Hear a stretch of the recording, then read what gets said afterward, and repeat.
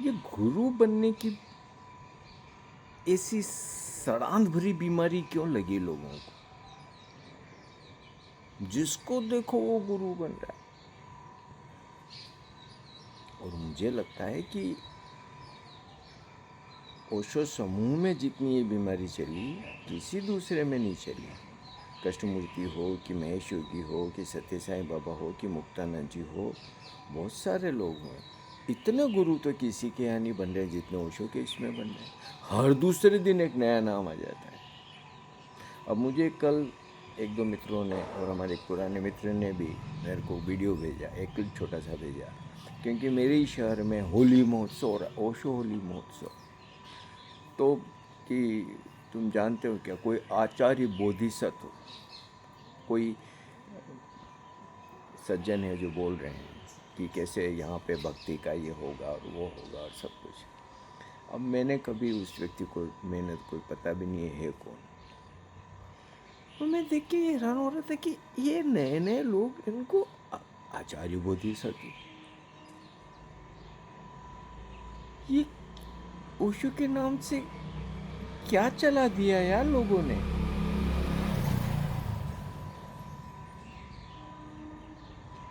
और निश्चित रूप से आयोजक भी जिम्मेदार है इसके लिए। हर किसी को बुलाने लग गए। और क्यों बुला रहे हो? जरूरत क्या है? ध्यान ही करना हो तो कर लो। लेकिन मुझे ऐसा लगता है कि दो तरीके की मानसिक रुग्णताएं देखने में आ रही है। एक जो गुरु बनना चाह रहे हैं, और दूसरे जो किसी को छाती पे बैठाना चाह रहे हैं। जब तक कि ये गुलाम मानसिकता कोई छाती पे नहीं बैठती, तृप्त नहीं होती। ओशो के नाम से कोई बैठ जाए छाती पे, क्योंकि ओशो तो कभी किसी की छाती पे नहीं बैठे, वो बैठ भी नहीं सकते। तो ये जो रुग्ण लोग थे, ये जो रुग्ण पीढ़ी थी, गुलामी की मानसिकता वाली, ओशो के जाने के बाद देवदत्त आ गया, लठ भारती, और इस तरीके के पूरे देश में अब ये नए नए आचार्य बोधिसत्व आ गए।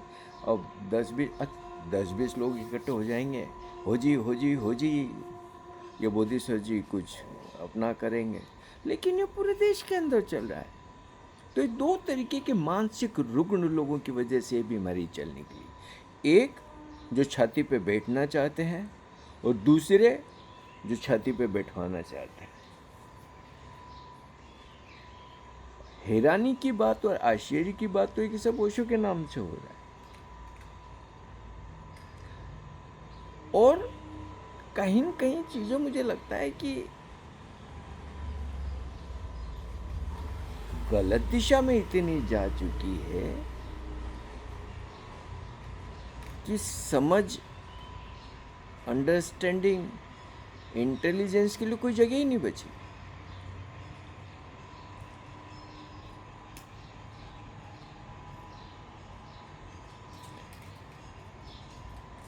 पता नहीं क्या क्या क्या क्या क्या क्या क्या क्या।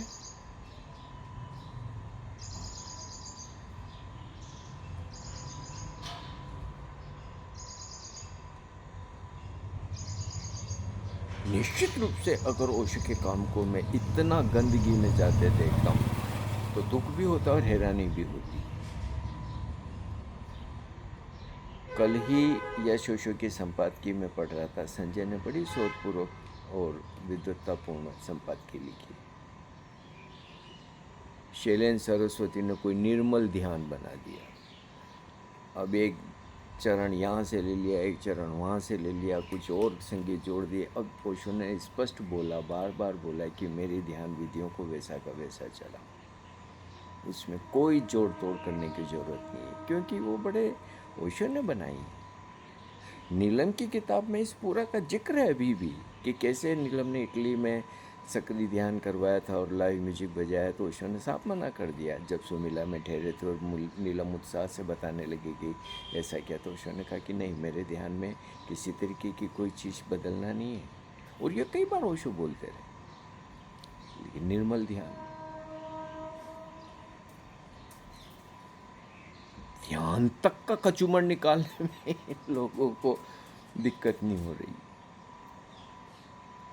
अरे भाई, मैं ये नहीं कहता हूँ, अगर शैलेंद्र को कुछ गजब की चीज़ हो गई है, वंडरफुल, तो भाई तू करे ना अपने नाम पे यार। ये ओशो की छाती पे क्यों बैठते हो यार? ओशो जैसे जबले पहनने, ओशो जैसे माला पहनी है, पता नहीं क्या क्या करना और पढ़ना। करना तो तुम्हें अपने मन की है, और तुम्हें अपने मन की करने की पूरी स्वतंत्रता है। मैं इसके विरोध में जरा भी नहीं हूँ शैलेंद्र,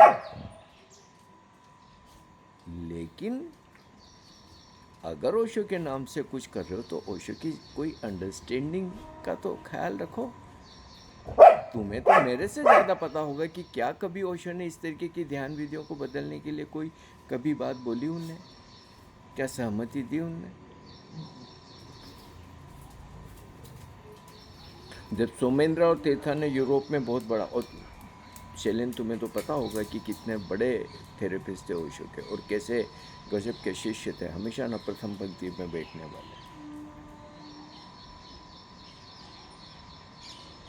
वो जब ओशो से अलग हुए और जाके यूरोप में उन्होंने कार्यक्रम किया, और ओशो ने सार्वजनिक जीवन में प्रवचन में रिकॉर्डेड है, आज भी कोई भी देख सकता है कि भाई सोमेंद्र तीर्था, तुम्हें जो करना है करो, लेकिन मेरा फोटो और मेरे नाम का उपयोग मत करो। शैलेन, तुम्हें जो करना है तुम जरूर करो, अपने नाम से करो या अपने पिता के नाम से करो, क्योंकि भारत में या हिंदू संस्कृति में तो पिता का नाम लिया जाता है, बड़े भाई का तो कोई नाम नहीं लेता। लेकिन अब जिसको देखो वही ओशो के कंधे पे बैठ रहा है। कंधे पे बैठने की, ओशो को किसके कंधे पे बैठने की जरूरत पड़ी?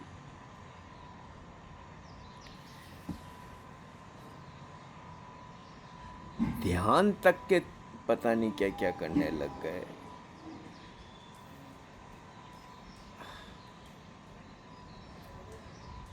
ओशो के नाम से जब ये सब चीजें होती है तो प्रश्नवाचक तो उठेंगे, और इतनी सतर्कता और सावधानी तो जरूर होना चाहिए कि ये जो गालमेल हो रहे हैं, ये जो मिलावट हो रही है, इसके प्रति सावधान हुआ जाए, क्योंकि ये मिलावट खतरनाक है, घातक है।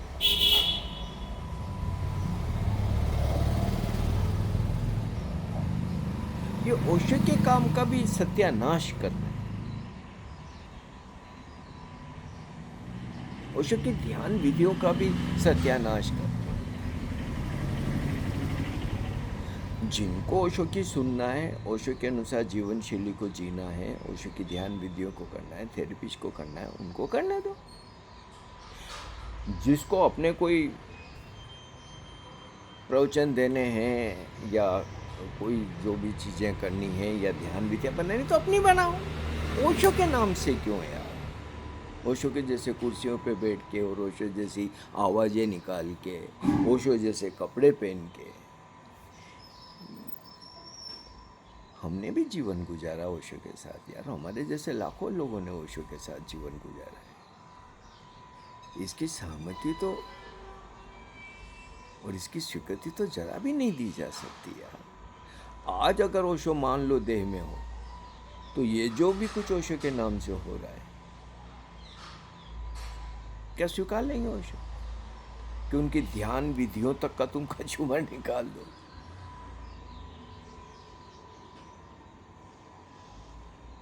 ये सब जब ओशो इतने प्रभावी ध्यान प्रयोग बना गए, थेरेपिस्ट बना गए, डायनेमिक मेडिटेशन जैसा ध्यान, उससे आगे कोई क्या जाएगा यार? कुंडलिनी, नटराज, नो डायमेंशन, और फिर क्या क्या थेरेपी जो ओशो ने बनाई, एक पूरी विज्ञान देके चले गए धर्म का, और ये मिलावट खोर बीच में आ गए। मैं ओशो की इस बात से पूरी तरीके से सहमत हूँ कि धर्म का नुकसान अधर्म नहीं करता। बोला अधर्म में इतनी ताकत नहीं होती है, धर्म का नुकसान करता है नकली धर्म। ये जो नकली ओशो के नाम से पैदा हो गए, और ओशो के नाम से ओशो जैसे दिख के नौटंकियाँ कर रहे हैं, ये ओशो के काम को जार दे रहे हैं।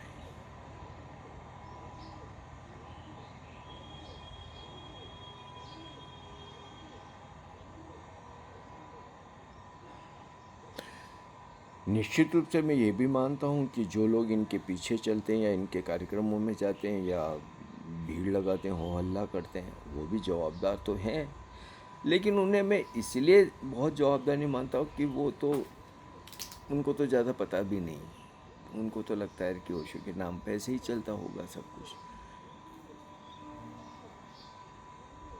तो वो तो सोचते हैं कि चलो ठीक है यार, ये भी एक नए बुद्ध आ गए हैं और ओशो नहीं मिले तो क्या हुआ, ये तो मिल गए।